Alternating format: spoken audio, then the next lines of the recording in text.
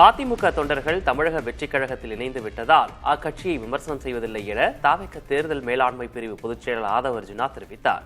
சேலத்தில் நடைபெற்ற முதல் கொள்கை விளக்க மாநாட்டில் இவ்வாறு அவர் பேசினார். அதிமுக இன்றைக்கு பிஜேபியை பின்புற வாசலாக நேரடியாக வரவேற்று இன்றைக்கு கூட்டணியை உருவாக்கி அந்த கூட்டணியுடைய தலைவர் யாருன்னு இன்னைக்கு வரைக்கும் தெரியல. அங்க அமித்ஷா சொல்றாரு என்டிஏ கூட்டணி, நீங்க அதிமுக சொல்லுது நான் தான் தலைவர்னு. சிஎம் யாருன்னு கேட்டா அமித்ஷா சொல்லணும்னு சொல்றாங்க. அந்த வலு விளந்து வச்சக்கூடிய தலைமை நாங்கள் ஏன் எதிர்க்கவில்லை என்றால் அதிமுகவுடைய ஒட்டுமொத்த தொண்டர்களும் தாவேகாவில் எப்பொழுதும் இணைந்து விட்டார்கள். எம்ஜிஆர் எப்பொழுது ஒரு குறிக்கோளுடன் ஆரம்பித்தாரோ, அம்மா ஜெயலலிதா அம்மையார் அவர்கள் எந்த குறிக்கோளுடன் அதிமுகவை மீட்டெடுத்தாரோ, அந்த குறிக்கோளின் ஒற்றை நம்பிக்கை இன்றைக்கு நம்முடைய தலைவர் விஜய் அவர்கள் மட்டும்தான். அதிமுக பாஜக கூட்டணியில் விஜயின் தவிக கூட இணையலாம் என சூசகமாக தெரிவித்த பாஜக மாநில பொதுச் செயலாளர் ராமசீனிவாசன், ஆனால் விஜய் எடப்பாடி பழனிசாமியை முதலமைச்சராக ஏற்றுக்கொள்வாரா என கேள்வி எழுப்பியுள்ளார். நாங்கள் வெற்றி பெற்றால், இந்த கூட்டணி வெற்றி பெறும்போது அதிமுக தலைமையில தான் ஆட்சி. ஏடிஎம்கேல இருந்து எடப்பாடி தான் சிஎம், அதுல ஒன்றும் மாற்று கருத்து இல்லை.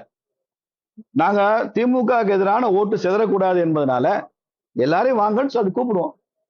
திமுகவுக்கு எதிரான இருக்கிற அத்தனை கட்சிகளும் எங்க கூட வாங்கன்னு கூப்பிடுவோம். விஜய் கூட வரலாம், எங்க கூட வரலாம், விரும்புறோம். ஆனா விஜய் எடப்பாடி சிஎம் ஏத்துக்கணுமே, ஏத்துக்க மாட்டார்ல, அது அவர் தான் சிஎம் பாரு, பிரச்சனையாகும். சீமான் கூட வரலாம், எடப்பாடி சிஎம் ஏத்துக்கணும். பிஜேபி நம்ம சேர்ந்து வேலை செய்யணும், திமுகவை ஆட்சி அகற்றணும், அந்த அஜெண்டாக்குள்ள வரணும். அந்த ஃப்ரேம் ஒர்க்குள்ள வர தயாரா இருந்தா யாரா இருந்தாலும் ஏற்றுக்கொள்வோம். திமுகவின் ஓரணியில் தமிழ்நாடு உறுப்பினர் சேர்க்கை இயக்கத்தில் பொதுமக்களின் ஆதார் எண் மற்றும் ஓடிபி தகவல்களை சேகரிப்பதற்கு உயர்நீதிமன்ற மதுரை அமர்வு இடைக்கால தடை விதித்திருக்கிறது. அரசியல் பிரச்சாரத்துக்காக திமுகவினர் பொதுமக்களிடமிருந்து ஆதார் விவரங்களை சேகரிப்பது சட்டவிரோதமானது என அறிவிக்க கோரி ராஜ்குமார் என்பவர் சென்னை உயர்நீதிமன்ற மதுரை கிளையில் மனு தாக்கல் செய்தார். இந்த மனுவை விசாரித்த நீதிபதிகள் ஓடிபி எதற்காக கேட்கிறீர்கள் என கேள்வி எழுப்பினர். அதற்கு திமுக சார்பில் உறுப்பினர் சேர்க்கைக்காக இந்த பிரச்சாரம் செய்யப்படுவதாக அரசு தரப்பு வழக்கறிஞர் பதில் அளித்தார். அப்போது நீங்கள் அரசு வழக்கறிஞரா அல்லது திமுக வழக்கறிஞரா என நீதிபதிகள் கேள்வி எழுப்பினர். தொடர்ந்து தனிநபர் தகவல் பாதுகாப்பு குறித்து மத்திய மாநில அரசுகள் பதில் மனு தாக்கல் செய்ய உத்தரவிட்டனர். இந்திய தேர்தல் ஆணையத்தையும் தானாக முன்வந்து வழக்கில் சேர்த்துள்ள நீதிபதிகள் வழக்கு விசாரணையை 2 வாரத்திற்கு ஒத்திவைத்தனர். இனிவரும் செய்திகளை அடுத்தடுத்து பார்க்கலாம். ஓரணியில் தமிழ்நாடு திட்டத்தின் பெயரில் திமுகவினர் பொதுமக்களிடமிருந்து ஆதார் மற்றும் ஓடிபி விவரங்களை சட்டவிரோதமாக சேகரிக்கின்றனர் என்ற புகாரின் பேரில் திருபுவனத்தைச் சேர்ந்த ராஜ்குமார் தாக்கல் செய்த வழக்கில் உயர்நீதிமன்ற மதுரை அமர்வு இடைக்கால தடை உத்தரவு பிறப்பித்தது. நீதிபதிகள் SM சுப்பிரமணியன் மற்றும் மரியா கிளாட் அமர்வில் விசாரணை நடைபெற்றது. மரியா கிளாட் தனிநபர் தரவு பாதுகாப்பு குறித்து சக நீதிபதியின் கருத்துடன் ஒத்துப்போவதாக தெரிவித்தார். ஆனால் தேர்தலில் சமநிலையை சீர்குலைத்து அரசியலமைப்பின் பிரிவு 14 பாதிக்குமா என்பதை பொறுத்திருந்துதான் பார்க்க வேண்டும் என்ற கருத்துக்கு ஆட்சேபனை தெரிவித்தார். ஓரணியில் தமிழ்நாடு பிரச்சார இயக்கத்தின் ஒரு பகுதியாக தமிழகத்தின் பல்வேறு இடங்களில் கல்லூரி மாணவர்களிடம் திமுக மாணவர் அணியினர் துண்டு பிரசுரங்களை வழங்கினர். சென்னை மாநில கல்லூரி மாணவர்களுக்கு திமுக மாணவர் அணி துணை செயலாளர் தமிழ் அமுதரசன் தலைமையில் துண்டு பிரசுரங்கள் விநியோகிக்கப்பட்டு ஓரணியில் தமிழ்நாடு குறித்து பிரச்சாரமும் மேற்கொள்ளப்பட்டது. திருப்பத்தூர் மாவட்டம் ஆம்பூர் ரெட்டித்தோப்பு தனியார் கலைக்கல்லூரி மாணவர்களிடம் திமுக மாணவர் அணியினர் அரசின் சாதனைகளை எடுத்துரைத்து திமுகவில் சேருமாறு பரப்புரை செய்தனர். இதேபோல சேலம் அரசு இருபாளர் கலைக்கல்லூரி மாணவ மாணவிகளிடம் திமுக மாணவர் அணியினர் ஓரணியில் தமிழ்நாடு இயக்கத்தின் நோக்கம் குறித்து எடுத்துரைத்து திமுகவில் இணையுமாறு பரப்புரை செய்தனர். அதேபோல கோவையில் அரசு கலைக்கல்லூரி மாணவர்களுக்கு திமுக மாணவர் அணி செயலாளர் ராஜீவ்காந்தி ஓரணியில் தமிழ்நாடு தொடர்பான துண்டு பிரசுரங்களை வழங்கினார்.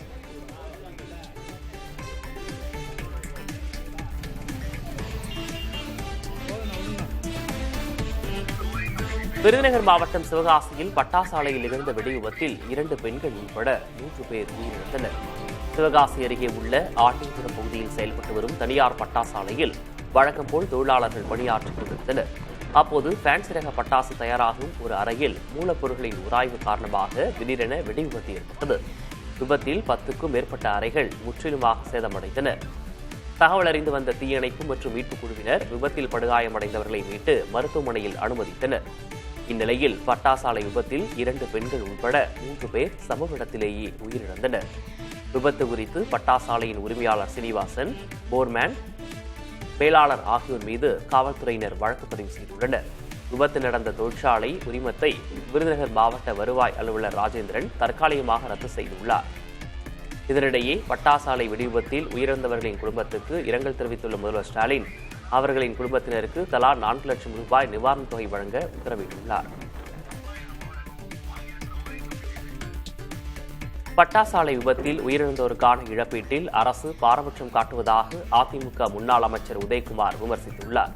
கள்ளச்சாராயம் குடித்து உயிரிழந்தால் 10 லட்சம் ரூபாய், பட்டாசாலை விபத்தில் இறந்தால் 4 லட்சம் ரூபாய் இழப்பீடா ஏன் என்ற இந்த பாரபட்சம் எனவும் தான் வெளியிட்ட வீடியோவில் உதயகுமார் கேள்வி எழுப்பியுள்ளார். போதை எனும் சுகத்திற்காக கள்ளச்சாராயம் குடித்து இறந்தவர்களின் உயிருக்கு 10 லட்சம் ரூபாய். அப்படியானால் கள்ளச்சாராயத்தை கொடுப்பதை ஊக்குவிக்கிறார்களா? எதற்காக இது? ஒரு தொழிலாளியின் உயிருக்கு தன் வாழ்வாதாரத்திற்காக உயிரை பணைய வைத்து பணி செய்கிற ஒரு தொழிலாளியின் உயிருக்கு 4 லட்சம், சுகத்திற்காக குடிப்பவர்களுடைய உயிருக்கு 10 லட்சம். அப்ப இந்த அரசு உழைப்பவர்களுடைய உயிரை எவ்வளவு மலிவாக மதிப்பீடு செய்திருக்கிறது என்பதை நாம் பார்க்க வேண்டும். அவர்கள் முதல்வர் மு.க. ஸ்டாலினின் மனைவியார் துர்கா ஸ்டாலின் எழுதிய அவரும் நானும் புத்தகத்தின் 2ஆம் பாகம் வெளியிடப்பட்டது. சென்னையில் நடைபெற்ற இந்த நிகழ்ச்சியில் எழுத்தாளர் சிவசங்கரி புத்தகத்தை வெளியிட முதல் பிரதியை தாபே குழும நிர்வாக இயக்குநர் மல்லிகா சீனிவாசன் பெற்றுக் கொண்டார். இந்த நிகழ்ச்சியில் பேசிய துர்கா ஸ்டாலின் முதல்வரால் நிகழ்ச்சிக்கு வர இயலாவிட்டாலும் அவரது மனம் இங்கேதான் இருக்கும் என தெரிவித்தார். இந்த நிகழ்ச்சியினை முதல்வர் நேரலையில் கண்டு ரசித்தார். நிகழ்ச்சியில் துணை முதல்வர் உதயநிதி ஸ்டாலின், தமிழக அமைச்சர்கள் உள்ளிட்டோர் பங்கேற்றனர்.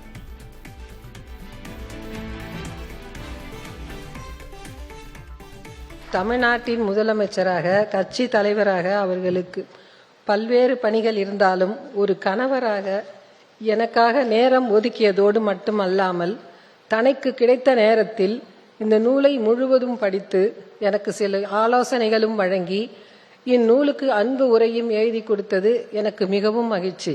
இந்த புத்தக வெளியீட்டு விழாவிற்கு அவரால் வர முடியவில்லை என்றாலும் மனம் முழுக்க இங்குதான் இருக்கும். நேரலையில் முழு நிகழ்வையும் பார்த்து கொண்டிருக்கும் என் கணவருக்கு முதல் நன்றி. சொல்லப்போனால் கண்டிப்பாக நீ இந்த நிகழ்ச்சிக்கு போய் நல்லபடியாக நடத்திவிட்டு வா என்று என்னை வாழ்த்தி அனுப்பியதும் அவர்தான். சென்னையில் இரவு நேர பணியில் ஈடுபடும் காவலர்களுக்கு உயரதிகாரிகள் பல்வேறு உத்தரவுகளை பிறப்பித்துள்ளனர். சென்னையில் இரவு நேரத்தில் 3 உதவி ஆணையர்கள், 12 காவல் ஆய்வாளர்கள், 135 சட்டம் ஒழுங்கு போலீசார், 31 குற்றத்தடுப்பு பிரிவினர் என 500 பேர் பாதுகாப்பு பணியில் ஈடுபட்டு வருகின்றனர். இவர்களுக்கு உயரதிகாரிகள் பல்வேறு உத்தரவுகளை பிறப்பித்துள்ளனர். குறிப்பாக சென்னையில் இரவு நேரங்களில் விபத்து ஏற்படாத வண்ணம் வாகன தணிக்கையில் ஈடுபட வேண்டும் என அறிவுறுத்தப்பட்டுள்ளது. இரவு நேரங்களில் லேசர் விளக்குகளை யாரேனும் பயன்படுத்துகிறார்களா என்பதை கண்காணிக்கவும், பைக் ரேஸில் ஈடுபடுவதை தடுக்கவும் உத்தரவிடப்பட்டிருக்கிறது. தங்கும் விடுதிகளில் திடீர் சோதனை மேற்கொள்ளுதல், பூட்டப்பட்டுள்ள வீடுகளையும் கண்காணித்தல், ரோந்து வாகனத்தில் செல்லும் போது கட்டாயம் சைரன் ஒலி எழுப்பியபடி செல்லுதல், ஒவ்வொரு காவலரும் மேற்கொள்ளும் பணிகளை காவல் செயலியில் பதிவேற்றம் செய்தல் என பல்வேறு அறிவுறுத்தல்கள் வழங்கப்பட்டன. மேலும் சென்னையில் இரவு நேரங்களில் எந்தவிதமான குற்றச் செயல்களும் நடக்கவே கூடாது என காவல் உயர் அதிகாரிகள் கண்டிப்பாக தெரிவித்துள்ளனர்.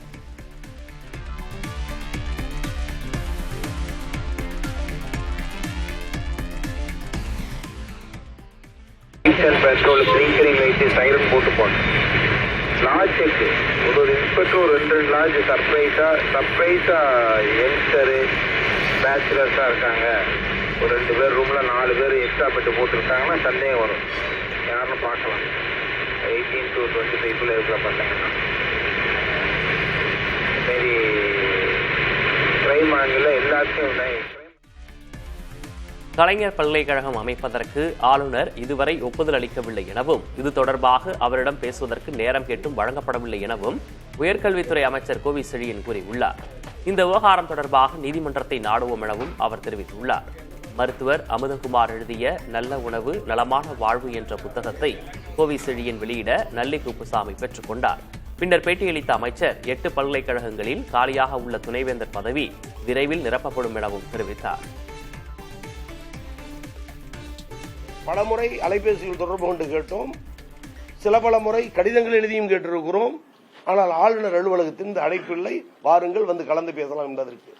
காரணம், கலைஞர் பெயர் என்றாலோ தமிழ் என்றாலோ செம்மொழி என்றாலோ கசக்குகிற ஒரு குணமடைத்தவராக ஆளுநர் இருப்பதுதான் காரணம் என்பதை தான் தமிழ்நாட்டு மக்கள் நன்றாக அறிந்திருக்கிறார்கள். 25 ஆண்டுகளுக்கு முன்பு தனது தந்தை வறுமை காரணமாக 40,000 ரூபாய்க்கு கிட்னியை விற்பனை செய்ததாகவும், அதே பாணியில் தானும் கடந்த 7 மாதங்களுக்கு முன்பு தனியார் மருத்துவமனைக்கு கிட்னியை விற்றதாகவும் கட்டட தொழிலாளி ஒருவர் பகிரங்கமாக ஒப்புக்கொண்டுள்ளார். நாமக்கல் மாவட்டம் பள்ளிப்பாளையத்தில் கிட்னி விற்பனை செய்த தொழிலாளர்கள் குறித்தும் இடைத்தரகர்கள் குறித்தும் பல்வேறு அதிர்ச்சி தகவல்கள் வெளிவந்த வண்ணம் உள்ளன. அதில் ஒரு பகுதியாக வெப்படை அடுத்துள்ள சாமண்டூர் என்ற கிராமத்தைச் சேர்ந்த கட்டட தொழிலாளி ஒருவர் கடந்த ஆண்டு இறுதியில் நிதி நிறுவனங்களில் பெற்ற கடன் தொகைக்காக இடைத்தரகர் மூலம் தனது கிட்னியை விற்பனை செய்ததாக பகிரங்கமாக கூறியுள்ளார். இதனிடையே கிட்னி விற்பனை விவகாரத்தில் உரிய நடவடிக்கை எடுக்க கோரி கம்யூனிஸ்ட் கட்சியினர் மற்றும் தொழிற்சங்கத்தினர் இணைந்து பள்ளிப்பாளையம் காவல் நிலையத்தில் புகார் அளித்தனர். பாதிக்கப்பட்ட தொழிலாளர்களுக்கு தமிழக அரசு சார்பில் 50 லட்சம் ரூபாய் நிவாரணம் வழங்கவும் அவர்கள் வலியுறுத்தியுள்ளனர். இதேபோன்று இந்த விவகாரத்தில் சம்பந்தப்பட்ட தனியார் மருத்துவமனைக்கு நிரந்தரமாக தடை விதிக்க வேண்டும் என சமூக நீதி மக்கள் கட்சி சார்பில் ஈரோடு மாவட்ட ஆட்சியர் அலுவலகத்தில் மனு அளிக்கப்பட்டது.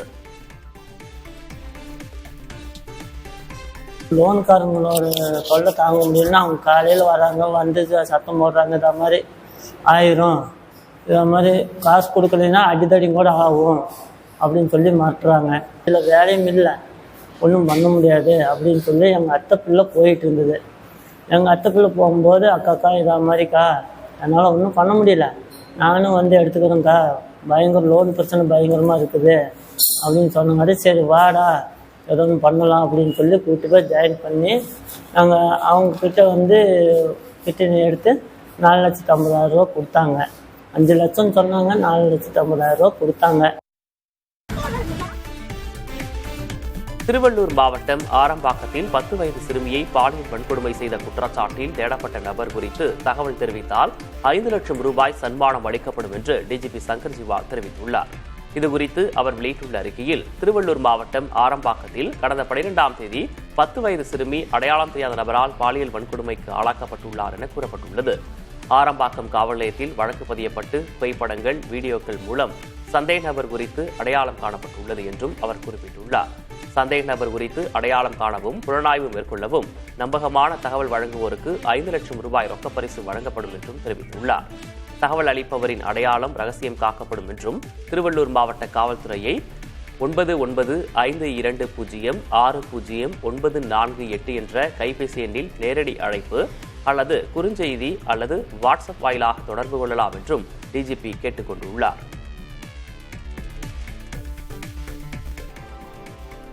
கேரள முன்னாள் முதல்வரும் கம்யூனிஸ்ட் கட்சியின் மூத்த தலைவருமான VS அச்சுதானந்தன் மாரடைப்பால் காலமானார்.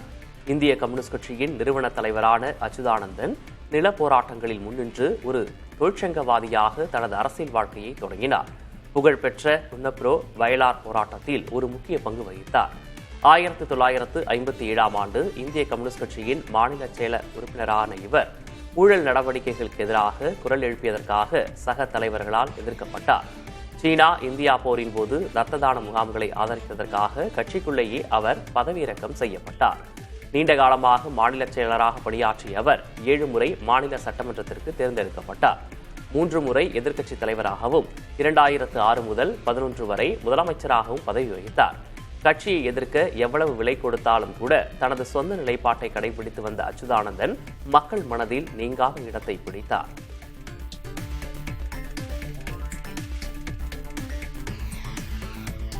மகாராஷ்டிராவைப் போலவே மத்திய பிரதேசத்திலும் வாக்காளர் பட்டியல் மோசடி நடைபெறும் என எதிர்க்கட்சித் தலைவர் ராகுல் காந்தி எச்சரிக்கை விடுத்துள்ளார். 2028 சட்டமன்ற தேர்தலுக்கு முன்னதாக மத்திய பிரதேசத்தில் வாக்காளர் பட்டியலை திருடும் திட்டம் இருக்கலாம், வாக்காளர் பட்டியல் மோசடி நிகழலாம், அதற்கு இடம் கொடுக்காமல் நாம் விழிப்போடு இருக்க வேண்டும் என மண்டுவில் நடைபெற்ற காங்கிரஸ் எம்எல்ஏக்களுக்கான பயிற்சி முகாமில் வீடியோ உரையாடல் மூலம் அறிவுறுத்தினார். மேலும் மாநிலத்தில் ஒற்றுமை மற்றும் நல்லிணக்கத்தை வளர்ப்பதன் மூலம் கட்சியை வலுப்படுத்த மூத்த மற்றும் இளம் தலைவர்களுக்கு அழைப்பு விடுத்தார். தொடர்ந்து முகாமில் உரையாற்றிய காங்கிரசின் மத்திய பிரதேச மாநில பொதுச் செயலாளர் ஹரீஷ் சௌத்ரி, வரவிருக்கும் தேர்தல் செயற்கை நுண்ணறிவை பயன்படுத்தி வடிவமைக்கப்படும் என தெரிவித்தார். காங்கிரஸ் நிர்வாகிகள் சமூக ஊடகங்களை ஆயுதங்களாக பயன்படுத்த வேண்டும் என்றும் நமது சிந்தனை வளர்ச்சியடைய வேண்டும் என்றும் வலியுறுத்தினார்.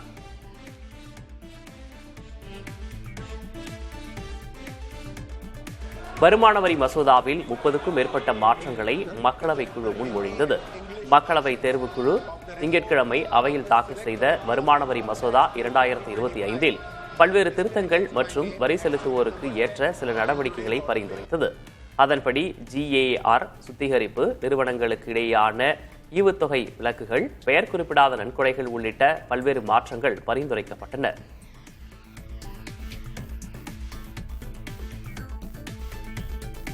பெங்களூருவில் வீட்டு உரிமையாளர் ஒருவர் 4 படுக்கறை கொண்ட வாடகை பிளாட்டுக்கு 23 லட்சம் ரூபாய் பாதுகாப்பு வைப்புத் தொகை கோரியது விவாதப் பொருளாக மாறியுள்ளது. சமீபத்தில் எக்ஸ் பயனர் ஒருவர் வெளியிட்ட இந்த செய்தி வைரலாகி இருக்கிறது. பலர் இவ்வளவு தொகை கேட்பது பைத்தியக்காரத்தனமானது மற்றும் நியாயமற்றது என கூறினர். பெங்களூரு வீட்டு உரிமையாளர்கள் பேராசை கொண்டவர்கள் என்றும் சிலர் கருத்து தெரிவித்தனர். குறிப்பாக துபாய், நியூயார்க் நகரங்களில் கூட இந்த அளவிற்கான வைப்புத் தொகை கேட்கப்படுவதில்லை என கூறப்படுகிறது. மத்திய பிரதேசத்தில் சுற்றுலா சென்ற 20 வயது இளைஞர் ஒருவர் ஆற்றின் அருகே சென்றபோது தண்ணீருக்குள் விழுந்த செருப்பை எடுக்க முயன்றார். பாறையின் மீது அமர்ந்து கொண்டு குச்சியை வைத்து செருப்பை மீட்க முயற்சித்த போது கால் தடுமாறி ஆற்றுக்குள் விழுந்து மூழ்கினார். இந்நிகழ்வின் வீடியோ சமூக வலைதளங்களில் பரவியது. இந்த சம்பவம் அப்பகுதி மக்களிடையே துயரத்தை ஏற்படுத்தியுள்ளது.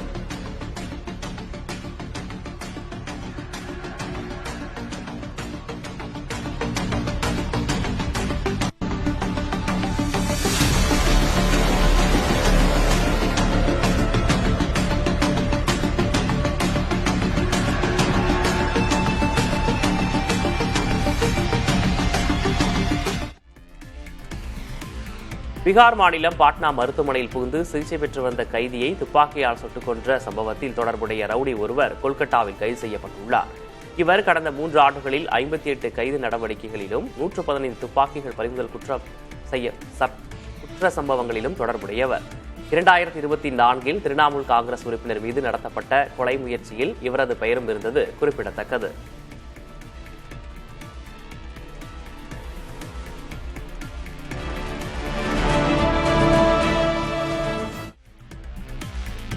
மூக்கு கண்ணாடியுடன் பொருத்தப்படுவதன் மூலம் மூளை சார்ந்த பிரச்சனைகளை கண்டறிவதற்கான புதிய கருவி ஒன்றை பெங்களூருவில் உள்ள இந்திய அறிவியல் நிறுவனத்தைச் சேர்ந்த விஞ்ஞானிகள் கண்டுபிடித்துள்ளனர்.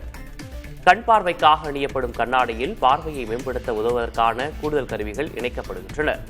பெங்களூரு விஞ்ஞானிகள் இதுபோன்ற புதிய கருவியை கண்டுபிடித்துள்ளனர். அது கண்களின் அசைவை கண்காணிக்கிறது. இதன் மூலம் அல்சைமர், பார்க்கின்சன்ஸ், மனச்சிதைவு போன்ற மூளை சார்ந்த பிரச்சனைகள் ஏற்படுவதற்கான சாத்தியங்கள் மூளையில் தென்பட்டால் அவற்றை கண்டறிய முடியும் என்று கூறியுள்ளனர்.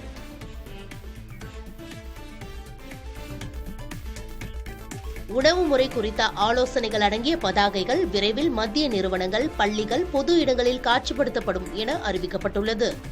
இதனை ஹைதராபாத்தை தலைமையிடமாக கொண்டு செயல்படும் ICMR-இன் தேசிய ஊட்டச்சத்து நிறுவனமும் இந்திய உணவு பாதுகாப்பு மற்றும் தரநிலை ஆணையமும் இணைந்து தயாரித்துள்ளன. அதன்படி ஒவ்வொருவரும் நாளொன்றிற்கு 25 கிராம் சர்க்கரை, 30 கிராம் சமையல் எண்ணெய், நெய், வெண்ணெயை உணவில் சேர்த்துக் கொள்ளலாம் என பரிந்துரைக்கப்பட்டுள்ளது. ஒரு நாளைக்கு ஆரோக்கியமான 2000 கலோரிகளை உட்கொள்ளலாம் என்றும் அதில் சர்க்கரையின் அளவு சுமார் 5% மட்டுமே இருக்க வேண்டும் என்றும் தெரிவிக்கப்பட்டுள்ளது. அதாவது சர்க்கரையின் அளவு 100 கிராமாக இருக்கலாம் என்றும் அதற்காக அவ்வளவு சாப்பிட வேண்டிய அவசியம் இல்லை எனவும் கூறப்பட்டுள்ளது. பதப்படுத்தப்பட்ட குளிர்பானங்களை பருகுவதன் மூலமே சர்க்கரை உட்கொள்வதற்கான வரம்பை மீறுவதாக தெரிவிக்கப்பட்டுள்ளது. சாம்சங் நிறுவனத்தின் 7வது தலைமுறை போல்டபிள் ஸ்மார்ட் போன்களை வாங்க 2 நாட்களில் 2,10,000 ஆர்டர்கள் முன்பதிவு செய்யப்பட்டுள்ளதாக அந்நிறுவனம் தெரிவித்துள்ளது.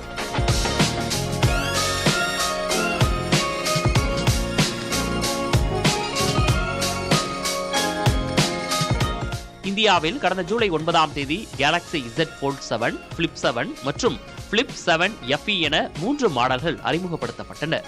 இந்த மொபைல்களுக்கு 89,000 ரூபாய் முதல் 2,11,000 ரூபாய் வரை விலை நிர்ணயம் செய்யப்பட்டுள்ளது.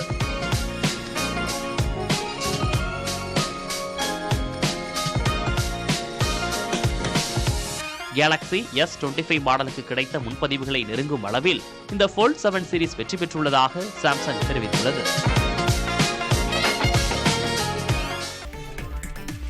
வங்கதேசத்தில் பள்ளி கட்டடத்தின் மீது பயிற்சி விமானம் விழுந்து விபத்துக்குள்ளானதில் உயிரிழந்தவர்களின் எண்ணிக்கை 20ஆக உயர்ந்தது. 170க்கும் அதிகமானோர் மருத்துவமனைகளில் சிகிச்சை பெற்று வருகின்றனர்.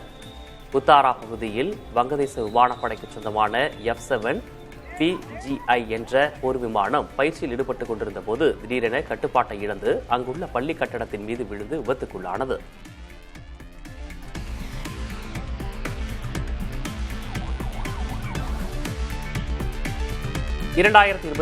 ஆண்டுக்கான உலகில் அதிக உயரம் கொண்ட கட்டடங்களின் பட்டியலில் சீனாவின் ஹாங்காங் முதலிடம் பிடித்துள்ளது.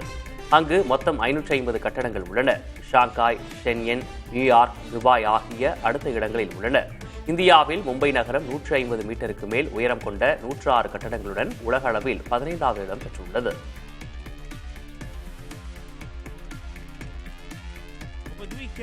காசாவில் மக்களை உயிருடன் வைத்திருக்கும் கடைசி உயிர் நாடிகளும் நிலைகுலைந்து வருவதாக ஐநா பொதுச் செயலாளர் ஆண்டனியோ குட்ரஸ் வேதனை தெரிவித்துள்ளார். காசாவில் மனிதாபிமான நிலைமைகள் மோசமடைந்து வருவதற்கு கடும் கண்டனம் தெரிவித்துள்ளார். மனிதாபிமான அமைப்புகளால் வழங்கப்படும் நிவாரணங்களை தன்னிடம் உள்ள அனைத்து வழிகளிலும் அனுமதிக்க இஸ்ரேல் கட்டமைக்கப்பட்டுள்ளதாக ஐநா பொதுச் செயலாளர் குறிப்பிட்டுள்ளார்.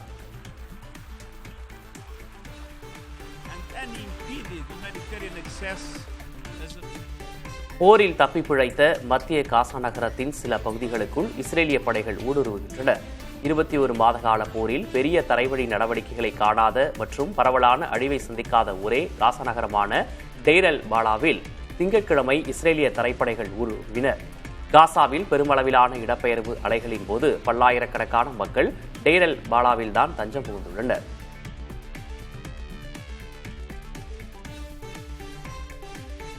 மத்திய கிழக்கில் தனது படத்தை விரிவுபடுத்தும் நோக்கில் துபாயை தளமாக கொண்ட நகை நிறுவனமான டமாஸ் எல்ஐசியின் 67% பங்குகளை டைட்டன் நிறுவனம் வாங்கியிருக்கிறது. சுமார் $283 பில்லியன் அந்த பங்குகளை வாங்குவதாக டைட்டன் கோ லிமிடெட் தெரிவித்துள்ளது.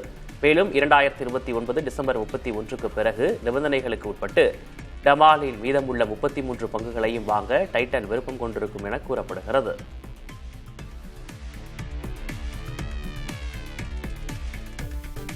NVIDIA முதலீட்டில் உருவான பெர்ப்ளெக்சிட்டி என்ற ஸ்டார்ட் அப் நிறுவனம் காமெட் எனும் புதிய பிரவுசரை அறிமுகப்படுத்தியுள்ளது.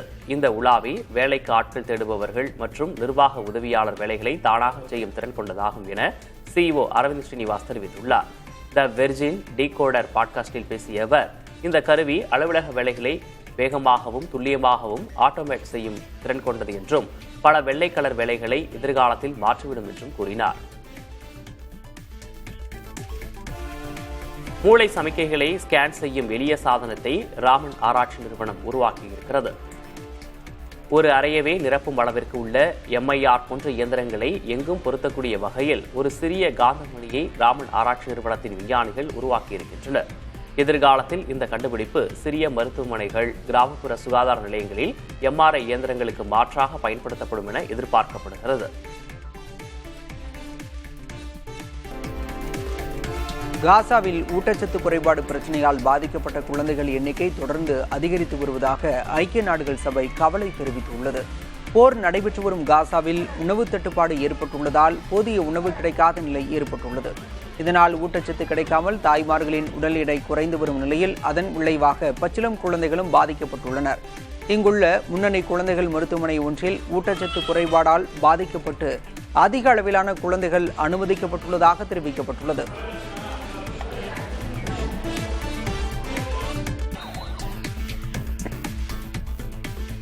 தகவல் தொழில்நுட்ப கோளாறு காரணமாக விமானங்களை உடனடியாக தரையிறங்குமாறு அமெரிக்காவின் சியாட்டிலை தலைமையிடமாக கொண்டுள்ள அலாஸ்கா விமான நிறுவனம் அறிவித்தது. இதனால் சுமார் 200 விமானங்களின் சேவை பாதிக்கப்பட்டுள்ளதாக அமெரிக்க விமான போக்குவரத்து ஆணையம் தெரிவித்துள்ளது. நேற்று இரவு சுமார் 8 மணி அளவில் IT செயலிழப்பை சந்தித்ததாக அலாஸ்கா ஏர்லைன்ஸ் தனது எக்ஸ் பக்கத்தில் பதிவிட்டுள்ளது. விமானங்கள் உடனடியாக தரையிறக்கப்பட்டதாலும் சேவைகள் பாதிக்கப்பட்டதாலும் ஆயிரக்கணக்கான பயணிகள் சியாட்டில் டொகோமா சர்வதேச விமான நிலையத்தில் சிக்கி தவித்தனர்.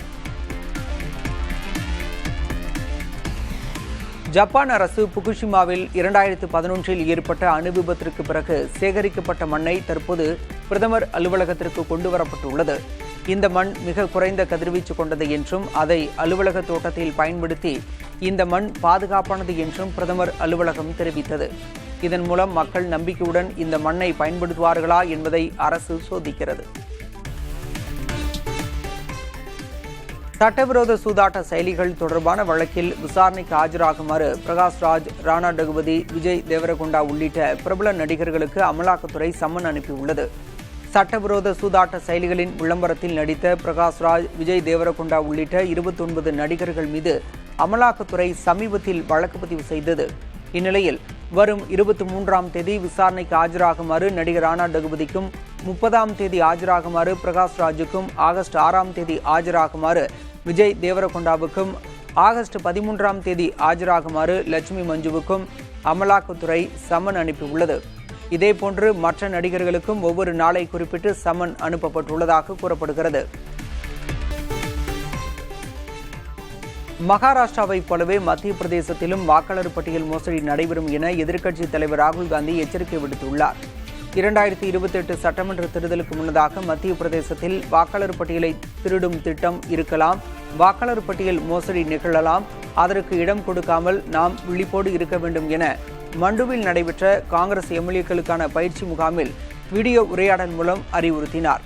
மேலும் மாநிலத்தில் ஒற்றுமை மற்றும் நல்லிணக்கத்தை வளர்ப்பதன் மூலம் கட்சியை வலுப்படுத்த மூத்த மற்றும் இளம் தலைவர்களுக்கு அழைப்பு விடுத்தார். தொடர்ந்து முகாமில் உரையாற்றிய காங்கிரசின் மத்திய பிரதேச மாநில பொதுச் செயலாளர் ஹரிஷ் சௌத்ரி, வரவிருக்கும் தேர்தல் செயற்கை நுண்ணறிவை பயன்படுத்தி வடிவமைக்கப்படும் என தெரிவித்தார். காங்கிரஸ் நிர்வாகிகள் சமூக ஊடகங்களை ஆயுதங்களாக பயன்படுத்த வேண்டும் என்றும், நமது சிந்தனை வளர்ச்சியடைய வேண்டும் என்றும் வலியுறுத்தினார்.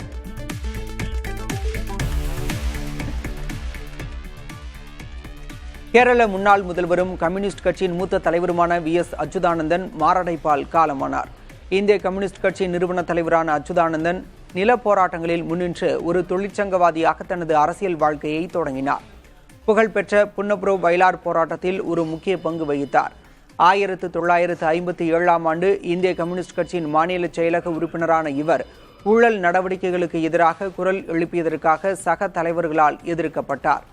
சீனா இந்தியா போரின் போது இரத்த தான முகாம்களை ஆதரித்ததற்காக கட்சிக்குள்ளேயே அவர் பதவியிறக்கம் செய்யப்பட்டார். நீண்ட காலமாக மாநில செயலாளராக பணியாற்றிய அவர் 7 முறை மாநில சட்டமன்றத்திற்கு தேர்ந்தெடுக்கப்பட்டார்.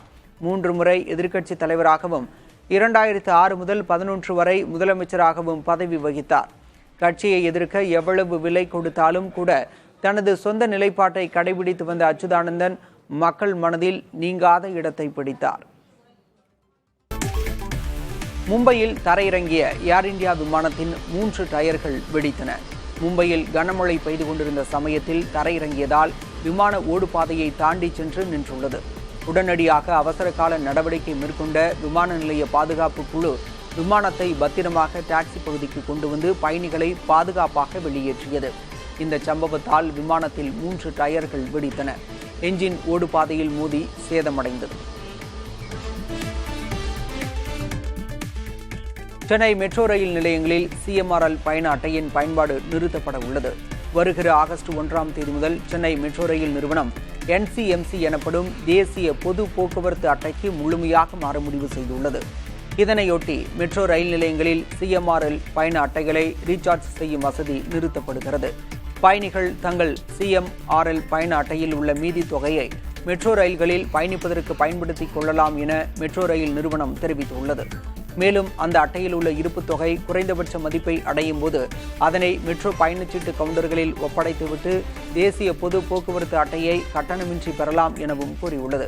CMRL பயண அட்டையில் உள்ள வைப்பு தொகை மற்றும் மீதமுள்ள தொகையை தேசிய பொது போக்குவரத்து அட்டைக்கு மாற்றிக்கொள்ளலாம் எனவும் மெட்ரோ ரயில் நிர்வாகம் கூறியுள்ளது. 380 கோடி ரூபாய் மதிப்பீட்டில் விரிவாக்கம் செய்யப்பட்ட தூத்துக்குடி விமான நிலையத்தை வரும் 26ஆம் தேதி பிரதமர் நரேந்திர மோடி திறந்து வைக்க உள்ளார். இதற்கான முன்னேற்பாடு பணிகளை இந்திய விமான நிலைய ஆணைய தலைவர் விபின் குமார், மாநில பாஜக தலைவர் நயினார் நாகேந்திரன், ஆட்சியர் இளம் பகவத் ஆகியோர் ஆய்வு செய்தனர். 1350 மீட்டர் விமான ஓடுதளம் 3000 மீட்டர் நீளம் கொண்டதாக விரிவாக்கம் செய்யப்பட்டுள்ளது. ஒரே நேரத்தில் 5 விமானங்களை நிறுத்த முடியும் என்பதால் தூத்துக்குடி விமான நிலையம் சர்வதேச முக்கியத்துவம் பெறும். நாம் தமிழர் கட்சி தலைமை ஒருங்கிணைப்பாளர் சீமானுக்கு எதிராக நடிகை விஜயலட்சுமி அளித்த புகார் மீதான விசாரணைக்கு விதிக்கப்பட்ட இடைக்கால தடையை நீட்டித்து உச்சநீதிமன்றம் உத்தரவிட்டுள்ளது.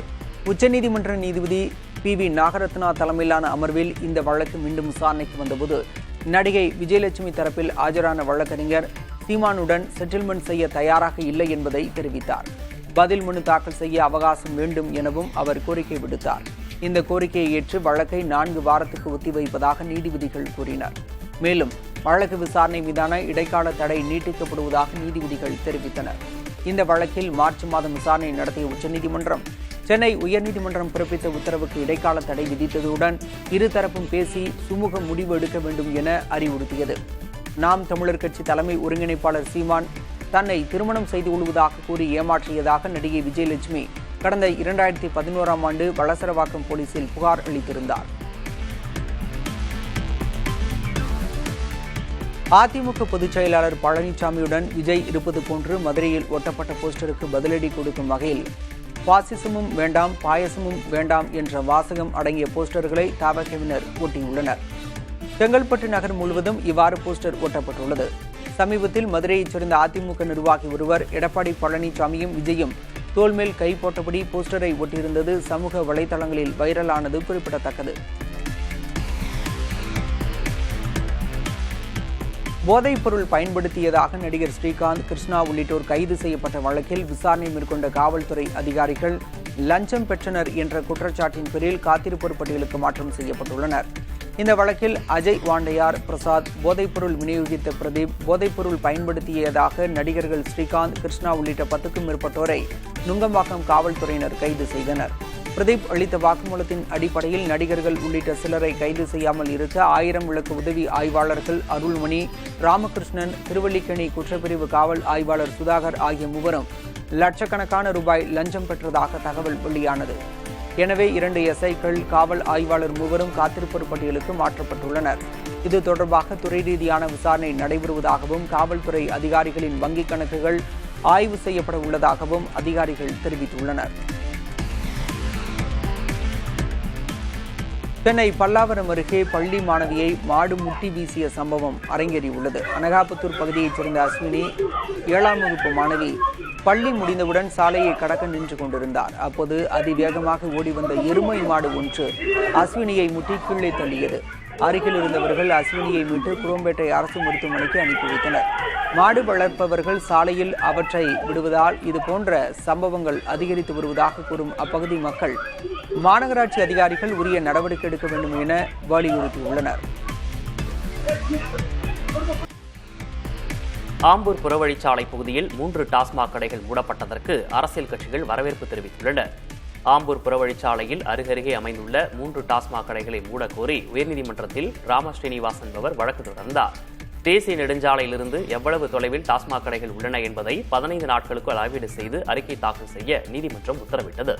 இதற்கிடையே அதிகாரிகளின் உத்தரவுப்படி 3 டாஸ்மாக் கடைகளும் மூடப்பட்டதால் பாஜக, விசிகவினர் பட்டாசு வெடித்து கொண்டாடினர்.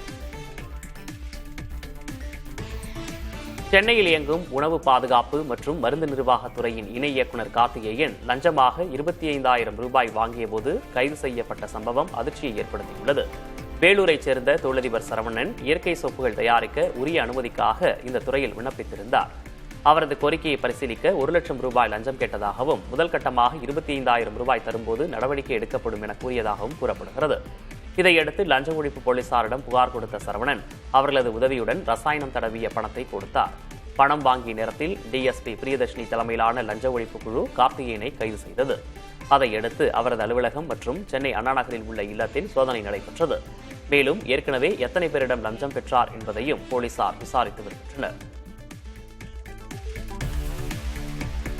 புதுக்கோட்டை மாவட்டம் கந்தர்வக்கோட்டை அரசு பள்ளியில் 11ஆம் வகுப்பு பயிலும் மாணவன் சச்சின் வழியில் கண்டெடுத்த 3000 ரூபாய் பணத்தை பள்ளி தலைமை ஆசிரியரிடம் ஒப்படைத்தார். உரிய விசாரணைக்கு பிறகு அந்த பணம் ஒரு முன்னாள் மாணவரின் தந்தைக்கு சொந்தமானது என தெரியவந்தது. மாணவன் சச்சினின் நேர்மைக்கு பள்ளி நிர்வாகமும் பொதுமக்களும் பாராட்டுகளை தெரிவித்துள்ளனர்.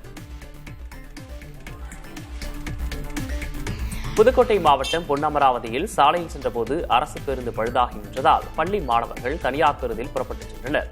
பொன்னமராவதியிலிருந்து திருமயம் செல்லும் நகர பேருந்து பொன்னமராவதி பேருந்து நிலையத்திலிருந்து புறப்பட்டு சிறிது தொலைவு சென்ற நிலையில் பழுதாகி சாலை நடுவே நின்றுவிட்டது. பேருந்தில் பயணித்த பள்ளி மாணவர்கள் பேருந்தை முன்னும் பின்னும் தள்ளியும் ஸ்டார்ட் ஆகவில்லை. இதனால் அவ்வழியே வந்த தனியார் பேருந்தில் மாணவர்கள் புறப்பட்டுச் சென்றனர். இதுகுறித்து பொன்னமராவதி போக்குவரத்து பணிமனை கிளை மேலாளர் மதியழகனிடம் கேட்டபோது பேருந்துகள் முறையாக இயங்க நடவடிக்கை எடுக்கப்படும் என தெரிவித்தார். நாடு முழுவதும் அனைத்து சிபிஎஸ்இ பள்ளிகளிலும் சிசிடிவி கேமராக்களை பொருத்த அறிவுறுத்தப்பட்டுள்ளது. மத்திய இடைநிலை கல்வி வாரியத்தின் செயலாளரான ஹிமான்ஷு குப்தா அனைத்து சிபிஎஸ்இ பள்ளி முதல்வர்கள் மற்றும் மேலாளர்களுக்கு கடிதம் ஒன்றை எழுதியுள்ளார். அதில் குழந்தைகளுக்கு அவர்களது வீடுகளில் தொடங்கி பள்ளிக்கு சென்று மீண்டும் திரும்பும் வரையிலான பாதுகாப்பான சூழலை உருவாக்க அறிவுறுத்தப்பட்டுள்ளது. இதில் எந்தவித வன்முறை, உளவியல், சமூக பிரச்சினை ஆகியவை இருக்கக்கூடாது என தெரிவிக்கப்பட்டுள்ளது. குறிப்பாக பள்ளியின் அனைத்து நுழைவாயில்கள், படிக்கட்டுகள், வகுப்பறைகள், ஆய்வகங்கள், விளையாட்டு மைதானம் என பொதுவான பகுதிகளில் ஒளிக்காட்சி வசதியுடன் கூடிய உயர் தெளிவுத்திறன் கொண்ட சிசிடிவி கேமராக்களை நிறுவ வேண்டும் என அறிவுறுத்தப்பட்டுள்ளது. பள்ளி குழந்தைகளின் பாதுகாப்பு தொடர்பான விதிகளை முழுமையாக கடைபிடிக்க வேண்டும் என அந்த கடிதத்தில் குறிப்பிடப்பட்டுள்ளது. சென்னையில் மெட்ரோ ரயில் நிலையங்களுக்கு பயணியர் வந்து செல்ல ஏசி வசதியுடன் சிற்றுருந்து சேவையை அறிமுகப்படுத்த மெட்ரோ ரயில் நிறுவனம் திட்டமிட்டிருக்கிறது. லாஸ்ட் மைல் கனெக்டிவிட்டி என்ற பெயரில் போக்குவரத்து வசதிகளை மேம்படுத்த கும்டா எனும் போக்குவரத்து குழுமம் பரிந்துரைத்திருக்கிறது. அதன் அடிப்படையில் மெட்ரோ ரயில் நிலையங்களுக்கு பயணியர் வந்து செல்ல வசதியாக உள்ளூர் அளவில் பல்வேறு புதிய வசதிகளை அறிமுகப்படுத்த திட்டமிட்டுள்ளதாக தெரிவிக்கப்பட்டுள்ளது. முனையாக உள்ள மெட்ரோ ரயில் நிலையங்களில் 10 கிலோமீட்டர் சுற்றளவுக்கு ஏசி சிற்றுந்து சேவை அறிமுகப்படுத்தப்பட உள்ளது. தனியாக ஒரு வீடு கட்டினாலும் அதில் கார் உள்ளிட்ட வாகனங்கள் நிறுத்துவதற்கான இடவசதியை உறுதி செய்யும் வகையில் விதிகளை கடுமையாக்கும் பணிகளை வீட்டு வசதி மற்றும் நகர்ப்புற வளர்ச்சித்துறை தொடங்கியிருக்கிறது. மனையின் பரப்பளவு, கட்டடத்தின் பரப்பளவு, சாலையின் அகலம் அடிப்படையில் இதற்கான கட்டுப்பாடுகள் வகுக்கப்பட உள்ளதாக அதிகாரிகள் தெரிவித்துள்ளனர். குறிப்பிட்ட சில இடங்களில் மனையின் பரப்பளவு குறைவாக இருக்கும் நிலையில் அதில் வீடு கட்டுவோர் வேறு இடத்தில் வாகனத்தை நிறுத்தும் இடத்தை காட்ட வேண்டும் என தெரிவிக்கப்பட்டுள்ளது. அதே நேரத்தில் தரைத்தளம் முழுவதையும் வாகன நிறுத்துமிடமாக விடுவோர் அந்த இடத்தை வெளியாட்கள் வாகனங்கள் நிறுத்த வாடகைக்கு விடலாம் என்பது போன்ற விதிகள் வகுக்கப்பட உள்ளதாக அதிகாரிகள் கூறியுள்ளனர்.